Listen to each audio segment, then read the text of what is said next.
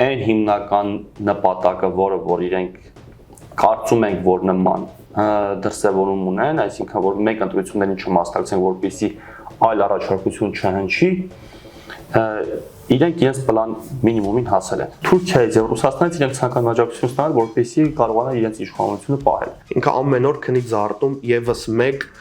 հիմնավորում է գտնում, թե ինչու պետք է Հայաստանը փոխի իր սահմանադրությունը։ Պետությունը ունի 3 բաղադրիչ՝ տարածք, բնակչություն, ինքնիշխանություն։ Այդ 3 բաղադրիչները պետք է պահվեն ամեն գնով, եթե դու ուզում ես պահպանել պետության ստատուս։ Թե տարածքը, թե բնակչությունը, թե ինքնիշխանությունը։ Իսկ երբ որ մենք ասում ենք փոխզիջումային տարբերակով մենք ստանում ենք խաղաղություն, ոչ, սիրելիներս, մենք կորցնում ենք պետություն։ Չի կարելի զիջել կենսական շահեր խաղաղության դիմաց, որովհետև հաջորդ թիվ դու երբեք չգիտես, թե ով կգա։ Ես էլ հիշեցնեմ, որ մեր նախկին քաղաքական ուժերը ընտրակաշառքի մասին այնպես են խոսում, իբր թե իրենց ժամանակել արդար ընտրություններ են տեղ ունեցել։ 3 միլիոն վկա կա։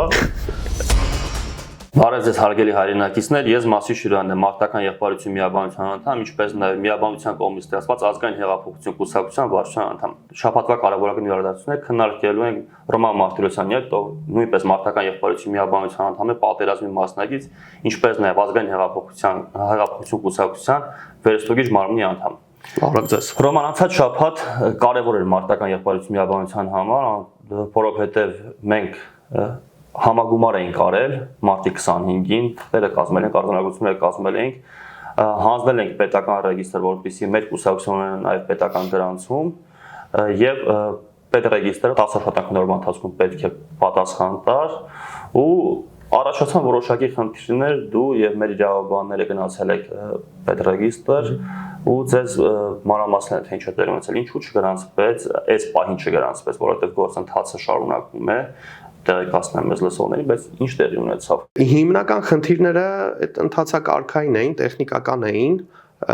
նշվել ամեն դեպքում, բայց մնաց տպավորություն, որ նաև կային ինչ-որ գաղափարական եւ ծրագրային խնդիրներ, բայց քանի որ դեռ ընթացքի մեջ է process-ը, երևի ավելի ճիշտ կլինի սպասենք ավելի կոնկրետ հիմնավորումների, այդ ժամանակ ավելի բարձ կարանք հասկանանք, թե ինչումն էր պատճառը այս process-ի ձգձգման։ Ես տեղեկացնեմ, որ կուսակցությունը գրանցելու համար որոշակի ընթացակարգ կա, այսինքն ընթացակարգում հիմնական դրույթները, որ պետք է տեղի ունենա համագումար, ինչ որ մենք իրականացրել ենք, պետք է կազմի արձանագրությունը համագումարի, որը որ կազմվել է, կուսակցությունը պետք է ունենա իր կանոնադրությունը, որը որ եթե չի հակասում Հայաստանի Հանրապետության սահմանադրությանը, ինքը պետռեգիստրը այդտեղ իրավասություն ունի որոշակի շտկումներ կատարելու, որովհետև դա մեր ներքին կանոնադրությունն է, մեր փոխհարաբերություններն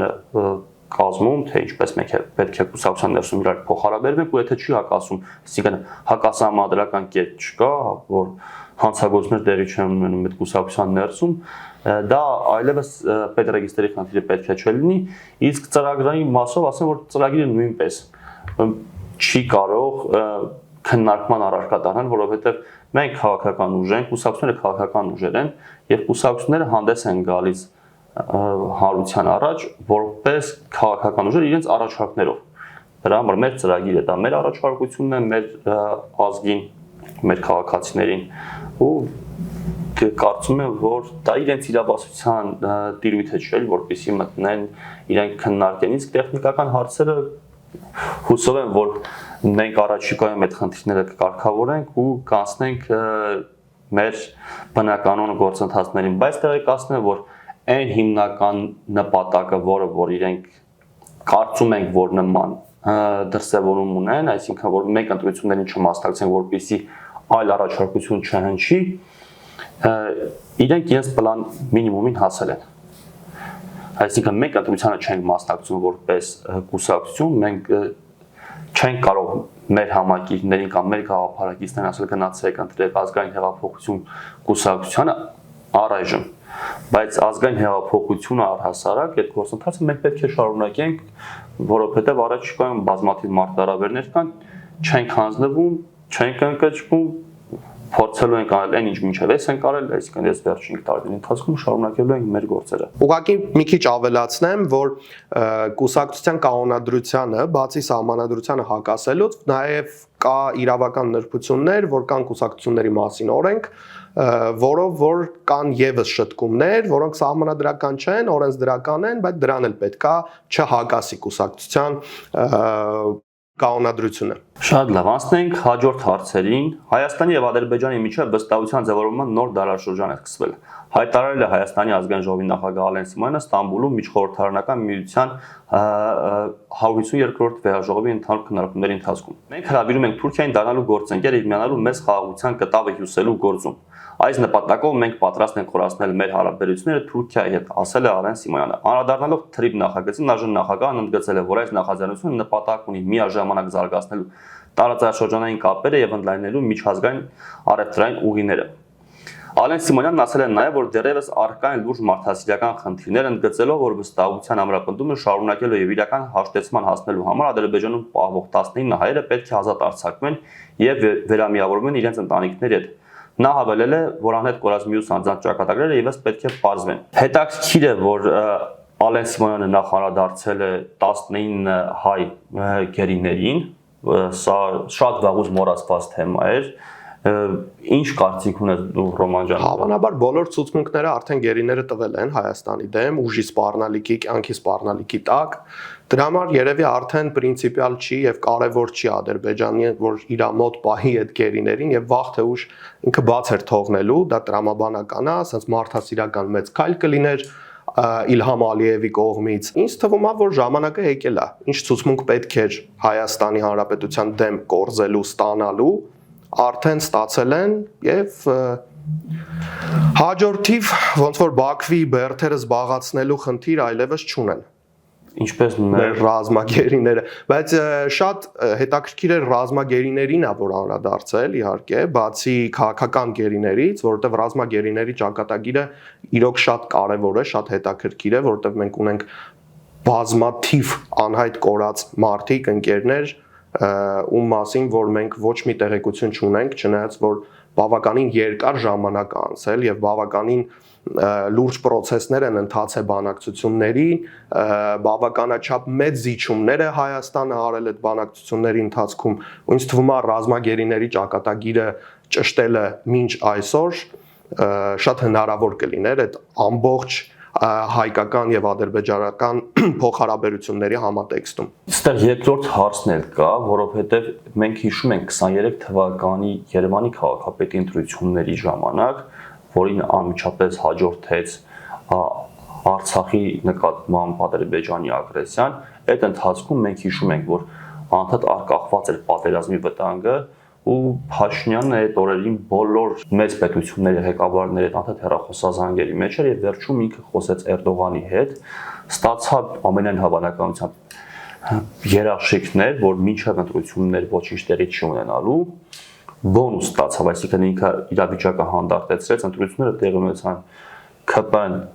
ընտրախախտումներով, կեղծիքներով կարողացավ վերցնել Երևան քաղաքը, այսինքն բնակչության 72%-ը չմասնակցեց, բացի հետ էլ վերջում այլ դոկ կուսակցությունից մարդ անցավ իրենց կողմով, իրենք կարողացան իշխանություն վերցնել Երևանում, 28%-ի մեծ հաշվով 10%-ով իրենք Երևանում իշխանություն ձևավորեցին, բայց չխանգարեցին ոչ Թուրքիան, ոչ Ադրբեջանը, հիմա միգուցե նաև իրենք միտում ունեն աջակցություն ստանալու Թուրքիայից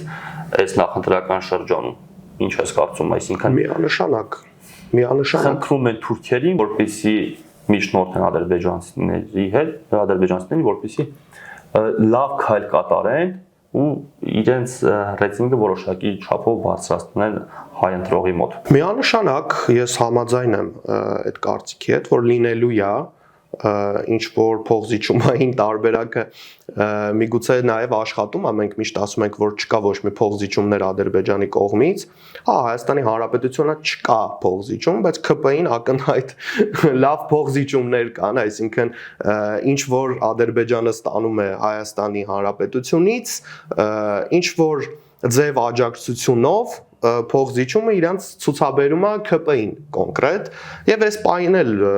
հենց այնց օթից չի Փաշինյանի թեզը, որ մինչեւ սեպտեմբեր պատերազմը կսկսվի, եթե հանգարց մենք չվերընտրվենք, եթե ԿՊ-ն չհաղթի, սահմանադրական մեծամասնություն չկազմի, պատերազմը լինելու անխուսափելի, ինձ թվում է ինչ որ նախանշաններ կլինեն նաև Ադրբեջանից, ժամանակը ցույց կտա, որ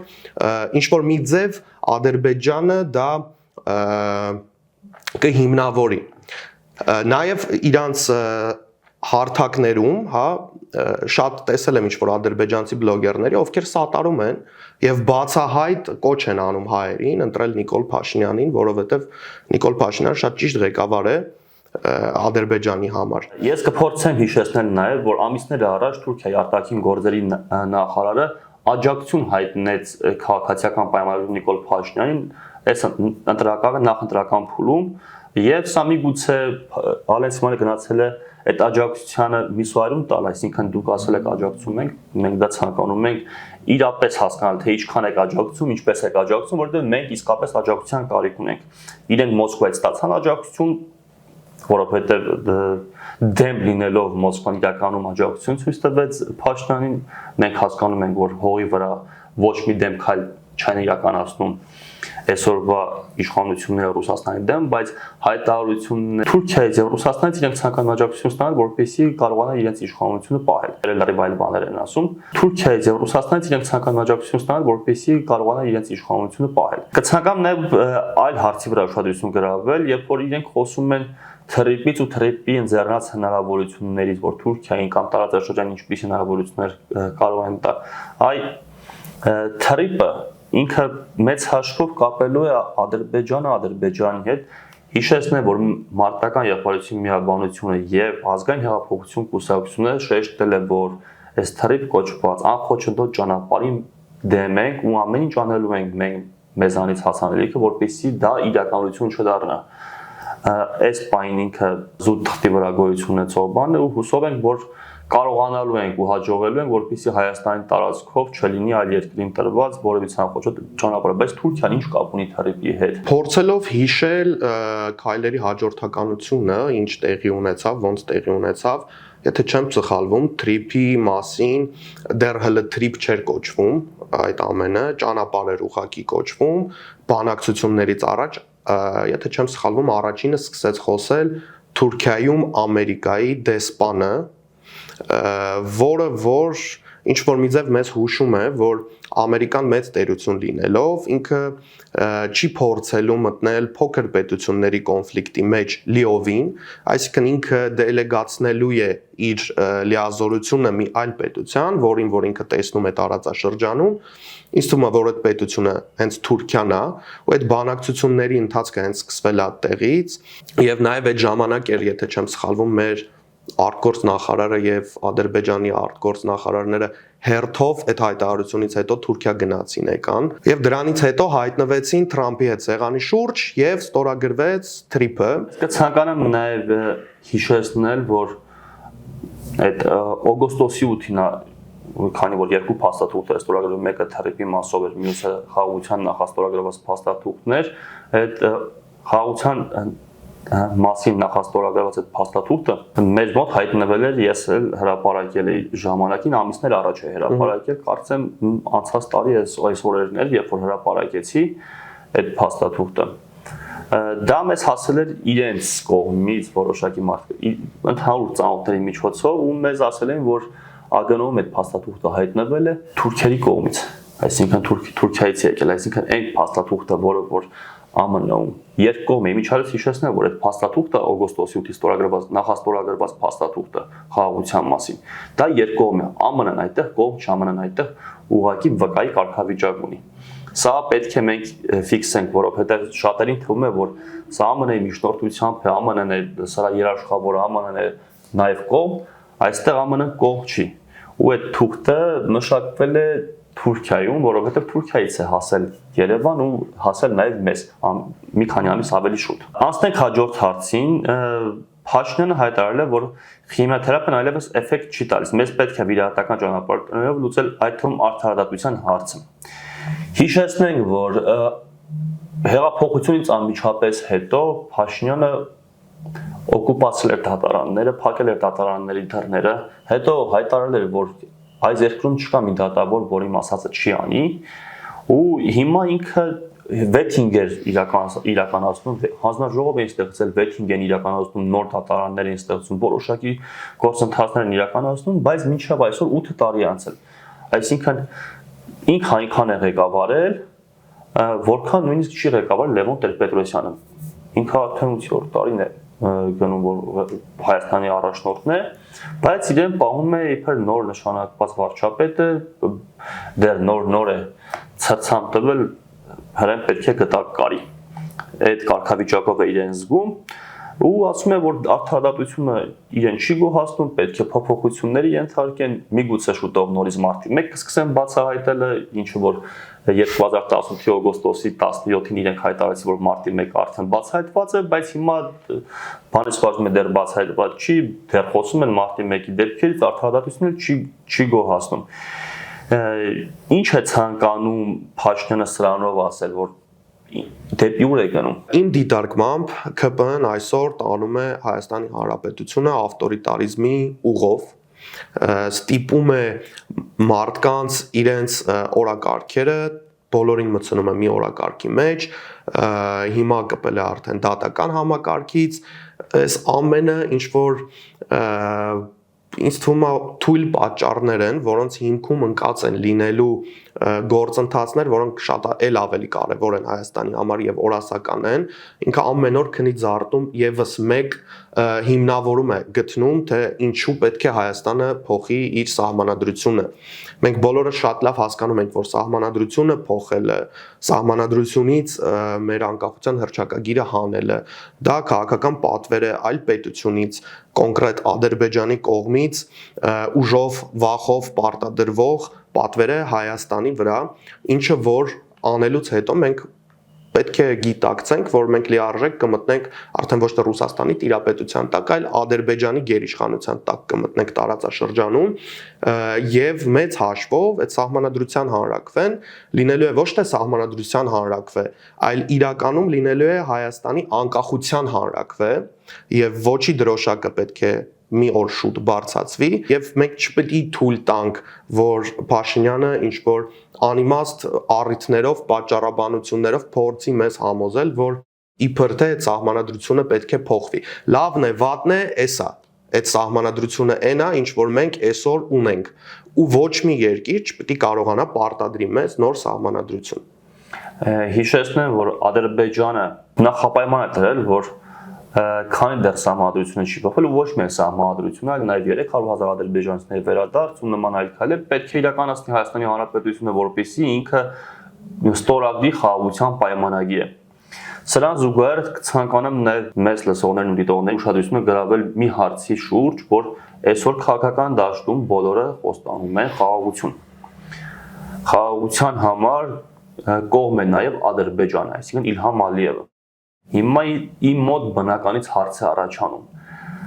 արդյոք իրենք են պատրաստ լինելու սահմանադրություն փոխել իշխանության գալու պարագայում, իրենք են պատրաստ լինելու սահմանադրություն փոխել ու գնալ դեպի խաղաղություն այն ձևով, որը որ Իլհամ Ալիևն է պարտադրում կամ պահանջում, թե իրենք հրաժարվել են Իլհամ Ալիևի պահանջներից։ Ու եթե իրենք հրաժարվել են Իլհամ Ալիևի պահանջներից, ինչպես են հայ ժողովրդին, հայ ազգին փորձում մոլորեցնել ու խոստանալ, որ իրենք կբերեն խաղաղություն։ Երբ որ մենք խոսում ենք, որ գոյություն ունի մեկ ընդհանուր համակարգ, որոնք որ բոլորով նույն բանն են ասում, նոր այլ առաջարկ չեն անում, այլ կրկնում են մեկին մեկ, ինչը որ Փաշինյանն ասում, իսկ իրականում ասում է Իլհամ Ալիևը, ասում է Ռուսաստանի նախագահ Վլադիմիր Պուտինն եւ Էրդողանը, սրա մասն ենք ասում, որ բոլորով նույն բանն են ասում, հայ ժողովրդին ցանկանում են մինչև վերջ կապիտուլյացիա ենթարկել, պարտադրել այն պահանջները, որը որ մեր առջև դնում է Իլհամ Ալիևը, ու միայն այդ պարագայում են ասում հնարավոր է խաղաղություն։ Հիմա թողածնիվ լինեն բոլոր են խոշոր խաղացողներ, այսինքն ուժեղ Հայաստանը, որը որ շանտաժով ցանկանում է ձայները ստանալ, բայց ստեղծել ուժեղ Հայաստան թողասի։ Առաջարկ Հայաստանին կուսակցությունը, որը որ նույնպես սկսել է սպառնալ հայ հանրությանը, ասում է տնտեսական պատերազմ Ռուսաստանի կողմից, թող այդ մարդիկ խոսեն, ասեն իրենք խաղաղություն են բերում։ կամ Ռոբերտ Քոչարյանը, երբ որ խաղաղություն է առաջարկում, ասում է ես արժանապատիվ խաղաղություն կբերեմ, լավ խաղաղություն կբերեմ, այսօր առաջին նախագահի քաղաքական ուժը ՀԱԿ-ը ներկայացրել է, որ իրենք ինքնիշխան խաղաղություն են բերելու, սա խաղաղության այլ տարբերակ է։ Իրենք համաձայնվելու են արդյոք Իլհամ Ալիևի պահանջներին, փոխելու են սահմանադրությունը, թե ուղղակի խաբում են, կենացներ են ասում, որ իրենք խաղաղություն են բերելու, բայց խաղաղությունը չի գալու, չեն կարողանալու բերեն։ Ու եթե չեն կարողանալու բերեն, թող ազնիվ լինեն, գան ու սկսեն մեր օրակարգի շուրջ աշխատանքներ կատարել, այլապես թող լքեն քաղաքական դաշտը կամ միանան Փաշինյանին։ Իրենց արածը ոչ այլ ինչ է, քան երեսպաշտություն։ Այս ՀԱԿ-ի իրատեսական խաղաղությունը չաշխատեց, ինքնիշխան էր մցրել։ Իրատեսականը լավ դես չէր, թե իր պաշտականներին չէր։ Ինքնիշխանը արդեն ՀԱԿ-ի խաղաղությունը դարել։ Level up էլի։ Նաև ես կուզեի մարդկանց հիշեցնել առհասարակ պետության բաղադրիչների մասին, կենսական շահերի մասին, այս քո ասացի համատեքստում պետությունը ունի 3 բաղադրիչ՝ տարածք, բնակչություն, ինքնիշխանություն։ Այդ 3 բաղադրիչները պետք է պահվեն ամեն գնով, եթե դու ուզում ես պահպանել պետության ստատուս, թե տարածքը, թե բնակչությունը, թե ինքնիշխանությունը։ Իսկ երբ որ մենք ասում ենք փոխզիջումային տարբերակով մենք ստանում ենք խաղաղություն, ոչ սիրելիներս, մենք կորցնում ենք պետություն, որովհետև երբ պակասում են այդ բաղադրիչները կամ պակասում են այն անվտանգության երաշխիքները, որոնք կարան մյուս օրը մեզ բերել առանց պետության մնալու վտանգի առաջ կանգնեցնել, դա ընդհանրապես կենսական շահերի զիջում է։ Իսկ կենսական շահը օրասական է պետության գոյություն ունենալու համար։ Չի կարելի զիջել կենսական շահեր խաղաղության դիմաց, որովհետև հաջորդ թիվ դու երբեք չգիտես, թե ով կգա, նույնիսկ եթե Իլհամ Ալիևը իրական խաղաղության կողմնակից լինի, մենք չգիտենք իր որդին ինչ պատմություն կբերի մեր գլխին, հավանաբար իր որդին դրանից հետո։ Մենք չենք հասկանալու, մենք չենք ունենալու երաշխիքներ, մենք չենք ունենալու անվտանգություն, մենք չենք ունենալու վաղվա մասին երաշխիքներ, վաղվա օրվա մասին պատկերացում եւ արդյունքում ստանալու ենք վաղ, արտագաղթ, բարեհոգեբանական լքված մթնոլորտ երկրում, որը որ այսքանի տարի է տիրում է մեծ հաշվով։ Այդ վախի մթնոլորտը, որը որ մեզ բերում է այս սրան, որ մենք առանց հասկանալու թե որտեղից որտեղ եկանք հասանք նոյեմբերի 8-ից մինչև այսօր մենք ոնց եկանք հասանք եւ ոնց մեր հոգեբանությունը փոխվեց, ինչպես մեր պատրաստակամությունը փոխվեց այս թուլության խղճուկ մտածելակերպին, նույն ձև դա շարունակական ազդելու է այս ազգի վրա։ Կենսական շահերը անզիջելի են։ Անցնենք հաջորդ հարցին։ Անցյալ շաբաթ կանեք ձերբակալվեցին ուժը Հայաստան Սամվել Կարապետյանի հետ քաղաքական ուժից ընտրակաշառք տալու պատրվակով, չգիտեմ, ընտրակաշառք տալիս են իրենք թե չէ, գումարները շատ են, մեխանիզմները բազմաթիվ, կարող են եւ այլ մեխանիզմներով տալ, բայց մենք տեսնում ենք, որ ընտրակաշառքի ինստիտուտը update է եղել ու ժամանակակից բնույթ է կրում։ Եթե նախկինում ուղղակի մարդկանց գնում էին գումար են տալիս, իմիջիայլոց էս էլ հիշեցնել, որ մեր նախկին քաղաքական ուժերը ընտրակաշառքի մասին այնպես են խոսում, իբր թե իրենց ժամանակել արդար ընտրություններ են տեղի ունեցել։ 3 միլիոն վկա կա այդ թեմայով, ամբողջ հայազգը տեսել է թե իրենք ինչպես են գումարներ բաժանում, բոլոր թիմերն են բաժանում։ Հիշում ենք օրինակ երկիր կար նույնիսկ մուրաբաներ էր բաժանում։ Այս երկրում ենք ապրել, բոլորը բոլորին ճանաչում են ու զարմանում են ընտրակաշառքի հետ ինստիտուտի հետ կապված, ծնել են մի համակարգ, հիմա իբր թե բողոքում են, իրենց ծնած համակարգն է։ Սրանք քանի որ ավելի երիտասարդ են, ավելի տեխնոլոգիաներին լավ են տիրապետում, ավելի նոր մեթոդներ են կիրառում, բաց այդ մի քիչ քծիբ են, չեն ցանկանում իրենց գրպաններից ինչ որ գումարներ ծախսել, պետական բյուջեից հատկացնում են կաշառքներ, այսինքն թոշակներն են բացացնում, առողջապահական ապահովագրություն են իրականացնում, լավ ծրագիր առողջապահական ապահովագրությունը, բայց իրենք խոստացել են 21 թվականին իրականացնել, իրենք վերցրեցին 26 թվականին դա իրականացրեցին, այսինքն նախընտրական փուլում իրականացրեցին, ու միանգամից անցում կատարեցին, որը որ պետք է փուլային տարբերակով իրականացնեն, որպեսզի գումարներն ավելի էֆեկտիվ ծախսվեին, մեխանիզմները ավելի հիմնավոր ներդրվեին, որովհետև հիմա բազմաթիվ խնդիրներ են առաջանում այդ համակարգերում, միգուցե հետագայում լուծվի, միգուցե հետագայում ավելի մեծ խնդիրներ առաջան, մենք չգիտենք, միտքը շատ լավն է, սա մտքի համար 5, ուղղագրության քերականության համար չգիտեմ, դեռ միգուցե 2 ստանան, իրենց մեխանիզմներն են, իրենք էլ են ընտրակաշառքով զբաղված, իսկ թե ինչ նպատակ է հետապնդում ուժեղ Հայաստանի ներկայացուցիչների նկատմամբ պետ հարուցված քրեական գործերը, ինչ ես կարծում Ռոման։ Քո ասած այդ երկերեսանիության մասին, որ երբ որ մարդիկ փաստացի ընտրակաշառք են բաժանում, հա, նույն այդ ապահովագրությունը, նույն այդ թոշակները, նույնիսկ ես դրան կհավասարեցնեի բանակի 1.5 տարի կրճատելը, լիքը ծնողներ չհասկանալով էս օրասական պահը եւ լիքը տղամարդիկ չհասկանալով, որ հեսա 20 րոպեն մեկ իրանց տանելու են այդ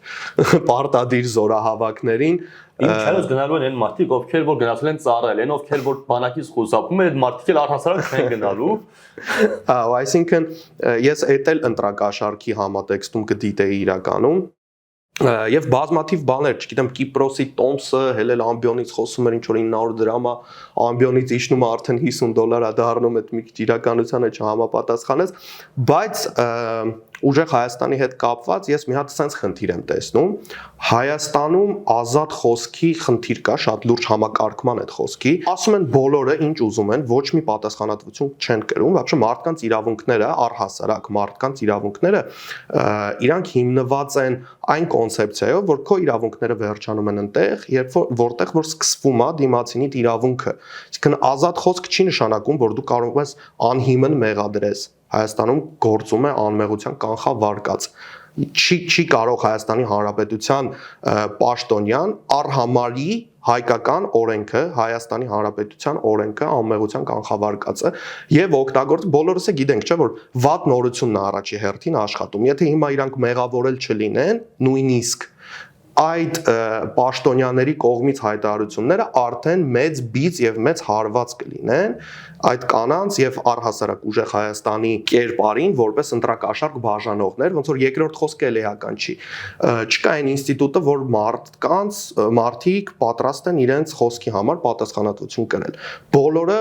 դավաճան են եւ լրտես Հայաստանում, կարծես թե, բայց ոչ մեկ դեռ պատասխանատվություն չի կրել ոչ դավաճանության համար, ոչ լրտեսության համար։ Ես այս պարագայում առաջի խնդիրը տեսնում եմ Հայաստանի գործիչների կողմից Հայաստանի օրենքները առհամարելու եւ չհարգելու խնդիրը։ Ես փորձեմ հակառակ տեսանկյունից մոտենալ այս հարցին,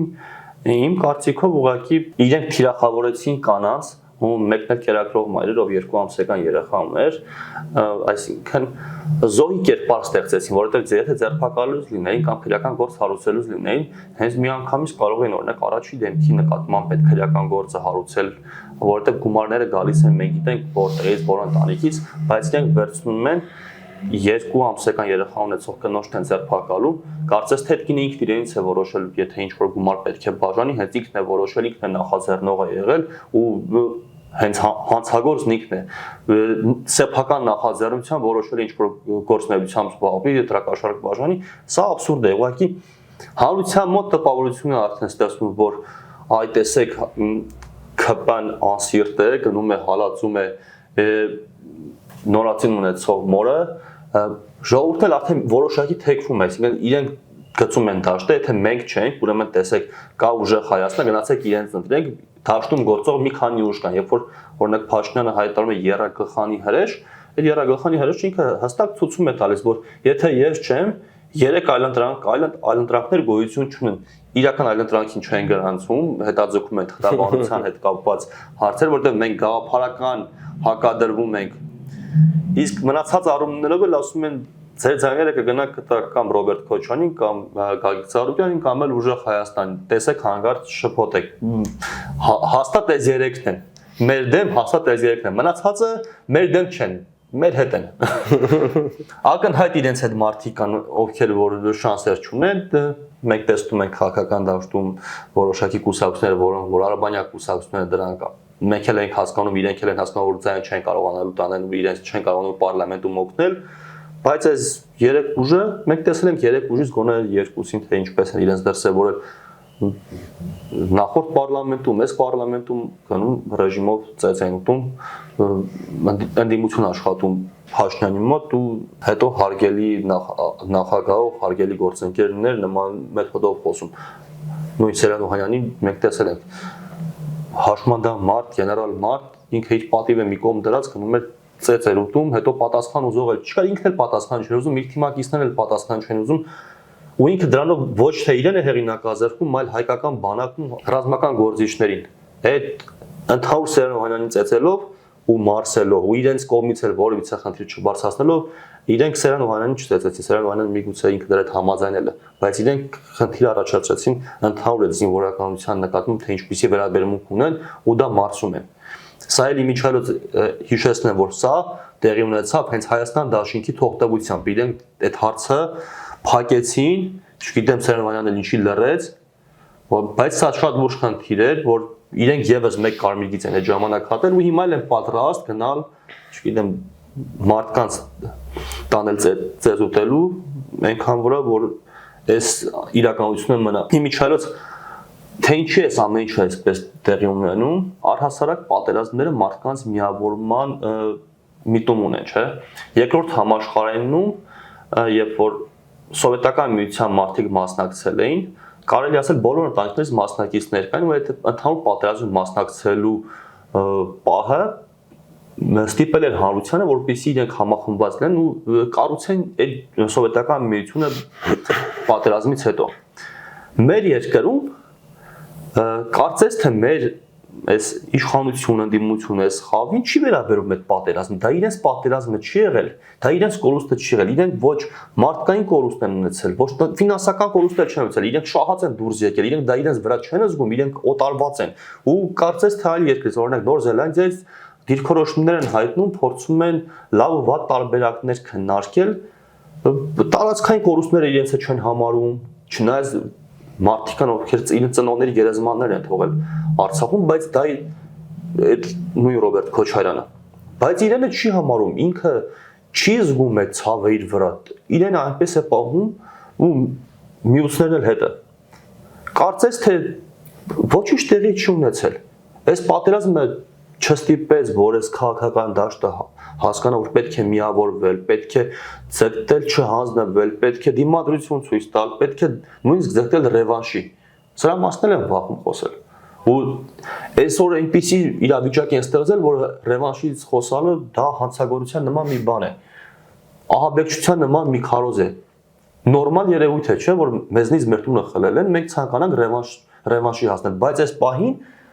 ասում եմ քաղաքական դաշտում այդ ռևանշի խոսքն էլ չկա։ Իրենք համակերպվել են այն օրակարգեր, որը քաղաքացիական պայմանագիրն է բերել Փաշինյանի գլխավորությամբ, ու իրենք իրենց օտարել են։ Ես դրա համար եմ ասում, այս մարդիկ իսկապես օտար են, իսկապես մեծ հետ բացարձակ կապ չունեն։ Ու սա իրենք են այդպես անում։ Մենք չենք որոշել, որ իրենք այդպես վարվեն հայ ժողովրդի հետ։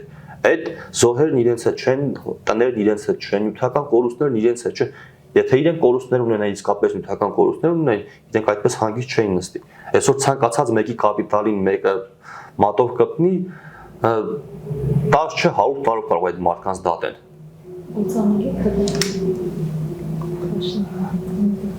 Իմիջիայլոց օտանելիքը Փաշինյանի, դրա համար մարդկանց նկատմամբ քրեական գործ են հարուցում։ Մեծ հաշվով կարելի է ասել, որ այդ քո նշած բոլոր խնդիրները դրանք մեր հին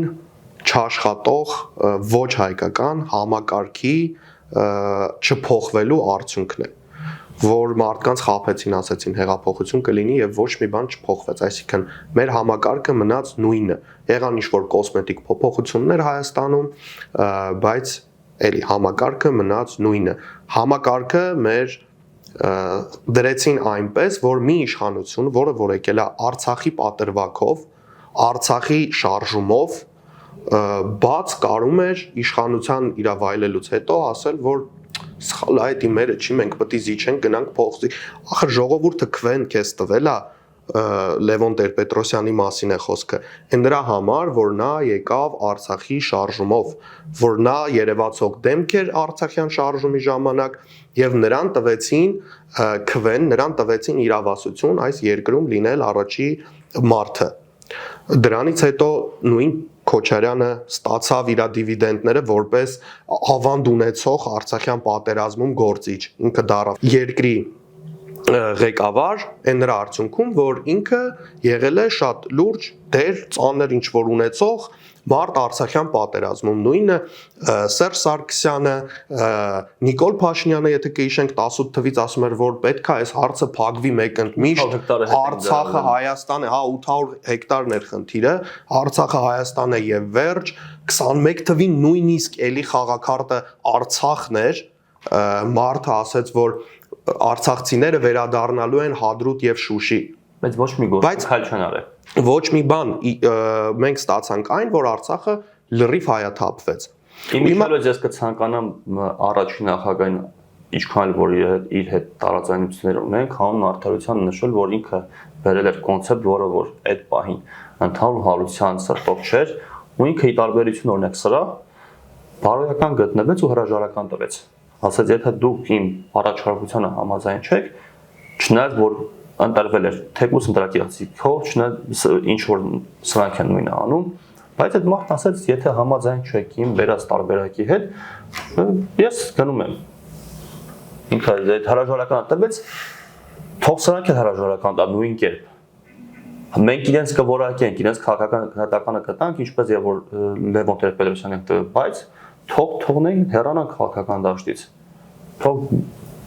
գոյություն չունենա իրանք այս քաղաքական վերաբերմունքը պետք է ոչ թե ինձ թվում է պետք է քաղաքական լինի,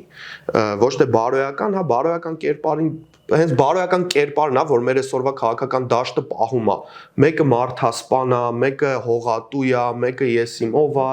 արունոտ է, այդ բարոյական կերպարների դիսկուրսն է, որ մեր մոտ ես ցանկացա տարանջատել Լևոն Տեր-Պետրոսյանի, երբ որ ինքը հարցը ցանկանում էր իր մտածած տարբերակով լուծել, ինքը չկար, եթե եւ որ բան չստացվեց, հասկացավ, որ հանրության մեջ տրամադրվածություններ կան հակառակ ուղղությամբ, ինքը հրաժարական տվեց։ Քաջություն ունեցավ, գնաց հրաժարականի ճանապարհով։ Չեմ ասում, որ ինքը ճիշտ էր։ Ինքը սխալ էր, ինքը պարտավորականության գծին հիմք դրեց, ինչը որ մենք այսօր վայելում ենք։ Ես չեմ պաշտպանում Լևոն Տեր-Պետրոսյանին, ուղղակի իրենց անուններով եմ կոչում, ով ինչ արել է, ըստ դրա եմ գնահատում։ Հայկական մեդիա դաշտում գործող արևմտյան փողերով ռուսական ռոպագանդա անող տարօրինակ բան եմ ասում, բայց իրականությունն այդ է։ Գործիչներից որոշները, օրինակ Թաթուլ Հակոբյանը հիշել է Թուրքմենչայի պայմանագրի մասին, բայց հիշեցնեմ, որ դրա մասին ապրիլի 2-ին, կարծեմ ապրիլի 2-ին կամ մարտի 2-ին, բայց չէ, ապրիլի 2-ին խոսեց Ռուսաստանի փոխվարչապետ ու հիմնական Հայաստանի հետ գծող փոխվարչապետը, ավելի շատ Հայաստանի հետ շփում Օվերչուկը, որ պետք թրիպով խախտվում է 1828 թվականի, տեսեք ինչքան հեռու են գնում, 1828 թվականի կարգավիճակը, այսինքն ռեգիոնում 1828 թվականի կարգավիճակը։ Հիմա Թաթուլ Հակոբյանը սկսել է դրա մասին խոսել, նաև Արթուր Սարգսյանն է ակտիվացել։ Առաջի ազգից թվում է, որ այս մարդիկ փորձում են հարվածներ հասցնել Փաշինյանին, բայց Փաշինյանն էլ է ինքը հետ գծի մեջ գործում, ինքը գնում է Մոսկվա, ինքը պայմանավորվում է, որ հունիսի 2-րդ կես հանդիպում է Պուտինի հետ, այսինքն արդեն նոր կարգավիճակով։ Մենք չգիտեմ ինչ է տեղի ունենում, ռուսները որոշակի պայմանավորվածություններ են ձեռք բերում Ուկրաինայի հարցում կամ ավելի իրենց վիճակը լավացել է, արդեն ազատ ժամանակ ունեն կամ ուժեր են կենտրոնացրել, որպեսզի հետ վերադառնան ռեգիոն, թե ռեգիոնում ցանկանում են իր մասնակցություն ունենալ, բայց մենք տեսնում ենք ռուսական ակտիվացում։ Ինչ է մեզ սպասում առաջիկայում ու ինչպիսի դիրքավորումներ պետք է ունենան հայկական քաղաքական դաշտում գործիչները կամ Հայաստանի Հանրապետությունը ինչպես պետք է դիրքավորել, որպեսզի կարողանա դիմագրավել առաջիկա մարտահրավերներին։ Ռուսաստանի հետ կապված շատ པարզ քաղաքականություն է իրականում Հայաստանում։ Ռուսաստանը բավականին զբաղված է, բավականին ծանրաբեռնված է Ուկրաինայում եւ Ռուսաստանի ազդեցության նվազելու համար մենք սխալմունքով շնորհակալ ենք լինում ԿՊ-ին, շատերը քաղաքական դաշտում ասում են առանձնացնում են ԿՊ-ն ժողովրդում, որ ասում են, հակառուսական են, ինքնիշխանություն են բարձրացնում, բայց Իրականում հարցը այն է, որ ռուսները մեր ժամանակը չունեն։ Երբ իրանք մեր ժամանակը ունենան, իրանք կվերադառնան եւ ոչ մի ԿՊ խոչընդոտ չի հանդիսանալու եւ ոչ մի այլընտրանքային ուժ Փաշինյանին, նույնիսկ Սամվել Կարապետյանի գալուց հետո Ռուսաստանի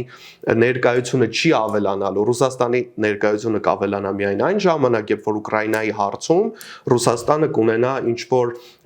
կարգավորված իրավիճակ, ավելի հանգիստ իրավիճակ, հա, երբ որ այդ հարցը կգնա ինչ-որ փակման փուլի, այդ ժամանակ իհարկե Ռուսաստանը բոլոր հնարավոր մեթոդներով մտնելու է Հայաստան եւ իր ազդեցությունը փորձելու է վերականգնել։ Իդեպ ոչ միայն Հայաստան, կարծում եմ նաեւ Ադրբեջան, բայց այս պահի դրությամբ մենք ունենք իրավիճակ, որտեղ որ այս ամեն ինչը այդ Նիկոլի հայտարարությունները Փաշինյանի ու այդ պահվածքը, որ մենք ունենք ինչ-որ ռուսամետ քաղաքական դաշտ, դա ասենց մարդկանց մոլորեցնելու փորձեր են իմ կարծիքով ու ես ոչ մի հայտարարությունների այս պահի դրությամբ, որ ճիշտն ասեմ Ռուսաստանի կողմից կամ Ռուսաստանին ուղղված հիմա լուրջ չեմ վերաբերվում, որովհետև հասկանում եմ, որ Ռուսաստանը ոչ կարող է հակադարձի, նենց ոնց որ ինքը միշտ է հակադարձել, հա, ոչ էլ պատկերացնում եմ, որ այդ հայտարարությունները կլինեին հնարավոր, եթե Ռուսաստանը չունենար այսօրվա այս քաղաքական իրավիճակը, որը որ ունի։ Հիշեցնեմ նաև, թե ինչ է նշանակում Թուրքմենչայի պայմանագիրը, դա 1826-ից 28 թվականներին ռուս-պարսկական պատերազմի արդյունքում ձևավորված խաղաղության հաղթության պայմանագիրն է, որով նաև գծվել է ռուս-պարսկական սահմանը Արաքս գետի հետ հունով, այսինքն Արաքսով է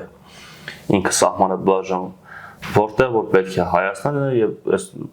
այսօրվա եւ նաեւ Ադրբեջանի հիմնական մասը ռուսական ազդեցության տակ են գտնվում։ Սա այս հիշեցումները սրա մասն է, նաեւ մենք պետք է հասկանանք, որ այսպես Իրանը գտնվում է պատերազմի մեջ ԱՄՆ եւ Իսրայելի հետ եւ ռուսները փորձում են նաեւ հենց այս ուղղությամբ էլ աշխատանքներ կատարել։ Տարածքի վերաձևում է գնում, փորձում են իրենց դիրքերը ամրապնդել,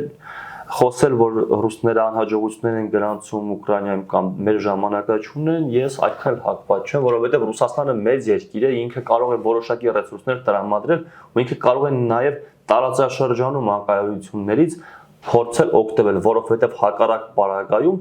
դրանից օգտվելու է օրինակ Իրանը, երբ որ շահած դուրս գա այս ամեն ինչից հետո մենք տարածաշրջանում ունենալու ենք մեկ այլ պետություն, որը որ եթե այս տեմպով շարունակվի իր խոսքն ասելու ու մենք հասկանալու ենք, որ գտնվում ենք այլ իրականության մեջ, որովհետև բացի Թուրքիայից ու Ռուսաստանից մենք ունենալու ենք նաև հզոր Իրան։ Այս ինչը որ տեղի ունենում, սա բավականին մեզ համար լուրջ փոփոխություններ են, լուրջ վերադասավորումներ են ու կարծում եմ լավագույն տարբերակը անկախ պետություն ունենալն է։ Ինչը որ մենք պետք է փորձենք ստեղծել, պետք է փորձենք հասկացնել, տեղ հասնել մեր հանրությանը, որ առաջին հերթին հայ ազգը պետք է հենվի սեփական ուժերի, սեփական ներուժի վրա, ոչ թե գնա փորձի փրկիչներ գտնել, որովհետև այսօր մենք տեսնում ենք, որ բոլոր պետությունները ամենը իր հերթին փորձում է իր ազդեցությունը մեծացնել։ Ինչ է նշանակում ազդեցություն մեծացնել, նշանակում այլ պետությունների ազդեցությունները նվազեցնել են։ Այնպիսի պետություններ, ինչպիսին ենք մենք, ինչպիսին են մեր հարևանները, այլ պետություններ։ Երբ որ մեկի ազդեցությունը մեծանում է, մյուսը նվազում է։ Մենք ինչ պետք է անենք, որպեսզի մեր ազդեցությունը չնվազի։ Պետք է դիմադրենք։ Պետք է ունենանք անկախ Հայաստան։ Պետք է ունենանք